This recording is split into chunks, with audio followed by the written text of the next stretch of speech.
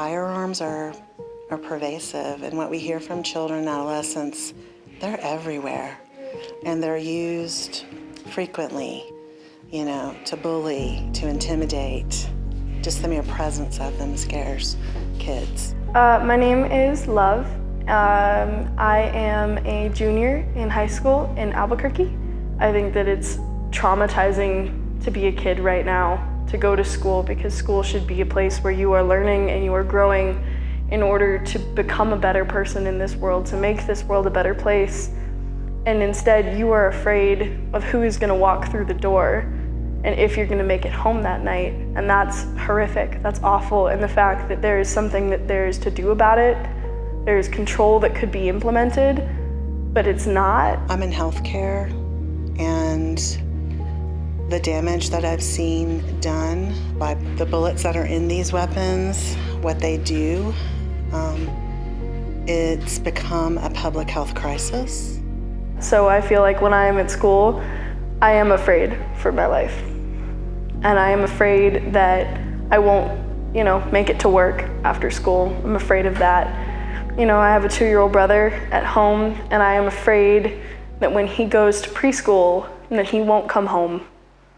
And that's awful. It's horrific.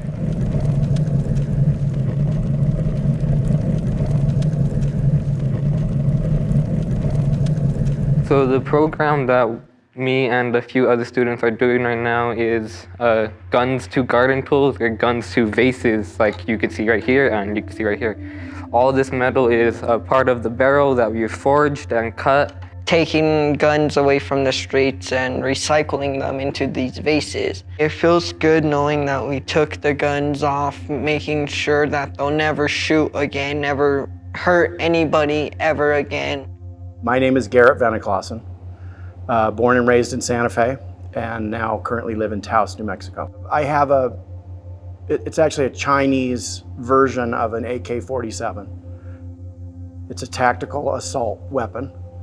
I've owned it for about 20 years, and that thing has been sitting in my gun safe for 20 years, burning a hole in my conscience. And every time I open the gun safe, I look at that thing, and it doesn't make me feel good.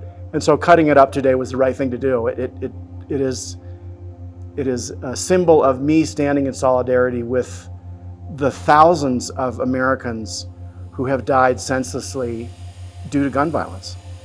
And I think, again, silence and non-action from the gun-owning community like me is being complicit in the bloodshed.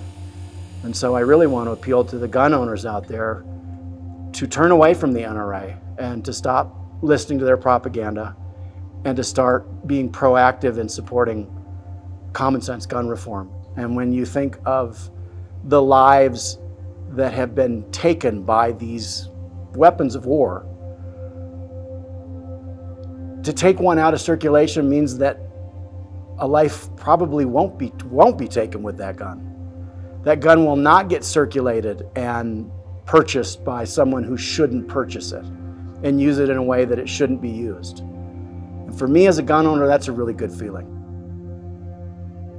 And I think that is a symbol of how an agent of death, through this artistic operation, is first losing its power, this destructive power, but then becoming a celebration of life. So it's like a kind of symbolic transformation, but it's also a real transformation. That gave us the opportunity to work with students who have been witnesses or victims of also this current environment that we're living, where their lives are at risk. We've been electrified by the power of art to change the something that when one would not think that is possible to change.